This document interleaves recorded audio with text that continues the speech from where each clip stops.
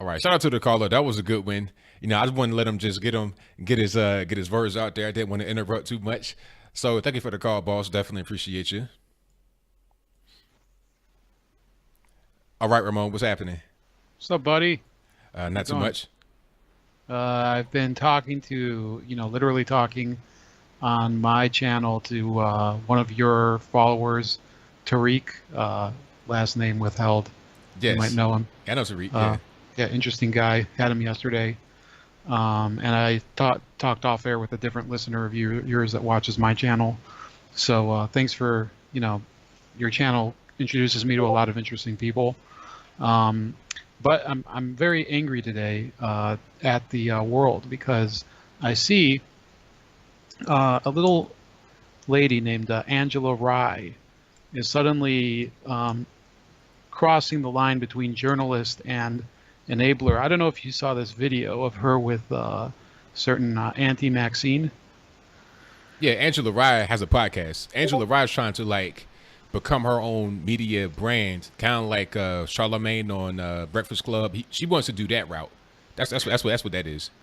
So here's the issue. Okay, so did you ever see those videos I sent you about the CBC members and the Federal Reserve Chairman? I didn't see that. No.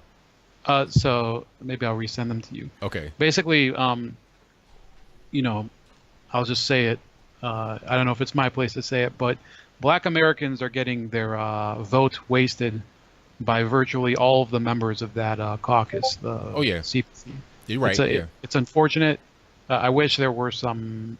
Maybe there are some that are better that I don't know about, but they are kind of they if it was me represented by these people, and granted, I have Sherrod Brown here in Ohio, who's kind of not the smartest tool in the shed. I'd be embarrassed. Yeah. It's just embarrassing. This Maxine Waters, she had this speech, and she goes to this town hall in Selma, and she starts saying that if she can get Trump impeached, she will get reparations for America, for Black Americans. And I'm thinking, you had your president in power for, enough time, and you didn't do literally anything about it. Even when you had Congress, you did zero. Maxine Waters, where were you at the time? You could have gotten all the reparations you wanted by screaming at Obama like you scream at Trump, for the time he was a president. You didn't say anything. What do you think about that? Yeah, I mean, Maxine, I think at this point she pretty much says anything. She's not really saying anything that's going to happen. She says whatever she thinks people will gravitate towards, but it won't be followed up with any kind of real action. Reparations will never happen. Reparations, if you want to get reparations, look at the affirmative action, welfare, EBT, TANF. That's as far as you're going to get.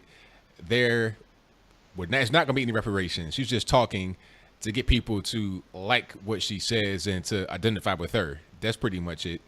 Well, the problem comes into play. First of all, during the same thing, she said, "We're not going to forget to get Ben Carson." You know, Yeah, I the mean, guy is what does he have to do with her?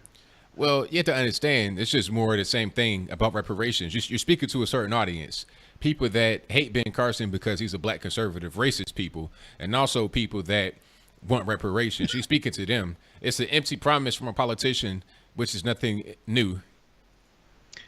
And what really annoys me is this Angela Rye, who she does not just work for CNN, and I get it. She's a commentator. She's not exact. She's a political commentator on CNN and a political analyst on guess which other network? What, Young Turks? NPR. Oh, NPR. Okay, So you and me are paying at least a portion of her salary that's to right. be a retard. Yeah, And this woman who preaches to us, my dad made enough money. We had like, we didn't have the worst circumstances. My mom also, she was, even though she was divorced, she gave me plenty of, we weren't like dirt poor, but we struggled at times. This woman who's all the time complaining about herself being, discriminated against and whatnot, she went to she went to Catholic school for her entire under what do you call it, grade school education. and then she went to University of Washington, and then Seattle University. But well, Seattle University is a private university, and then she wants to talk to other people. She talks about HBCUs. She never went to an HBCU. HBCUs are, I think that they are still important for people who want to network there. They want to have, that group of people that are into, Howard University or Fisk or whatever. And I've done a lot of reading on it. So I have no problem with black people wanting to be in HBCUs, or being in other colleges. But she pushes herself as this representative of black empowerment. She's probably as black as myself, and that's pretty not black. Right.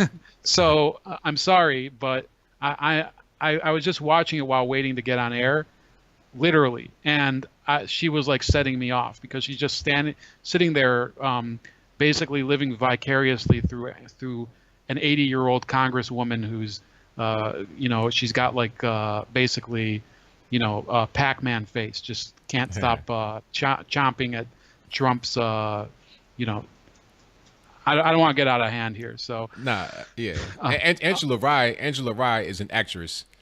She pretends to be like that. This whole ghetto girl talk, that's not real. I don't know how they find so many fake people.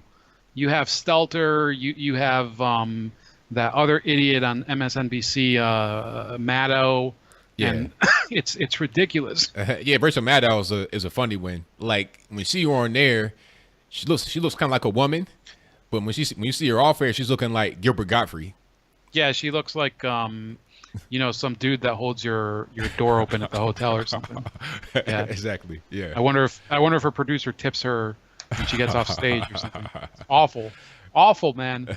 I don't know why I'm so angry just because of Angela Rye. So, look, a couple stories I wanted to mention offhand.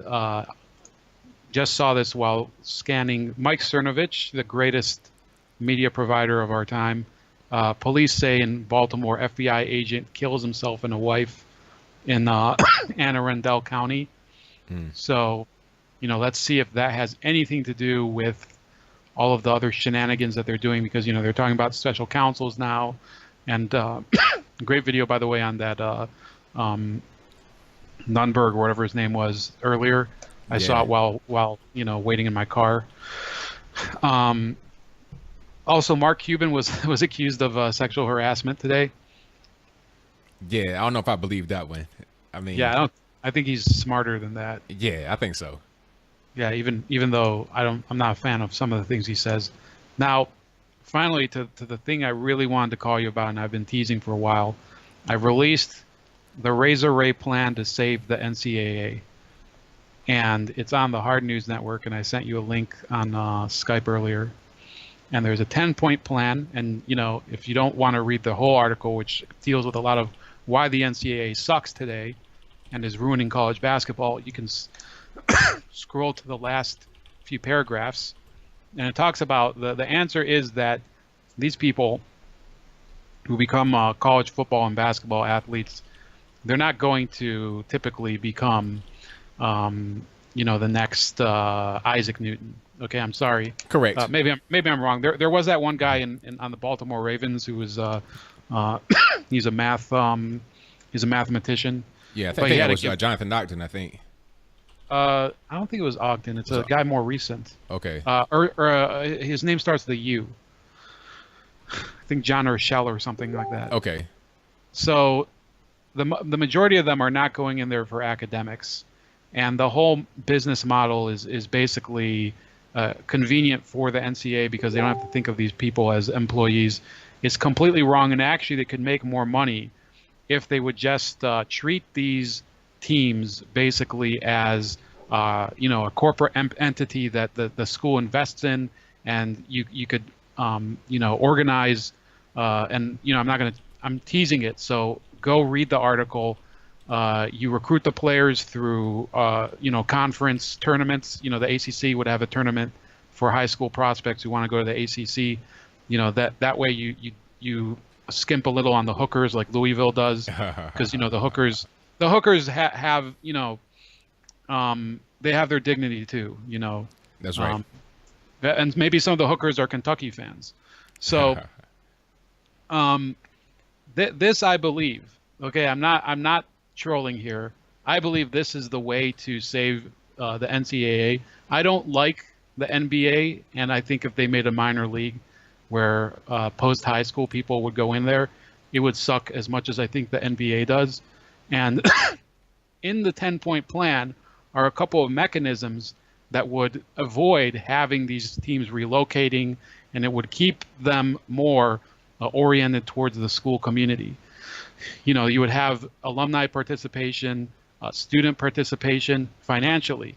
It would be and the school, of course, and possibly, let's say, the state of Illinois, if they want to keep a stake in the Illini, the Illinois Champaign Illini, for example.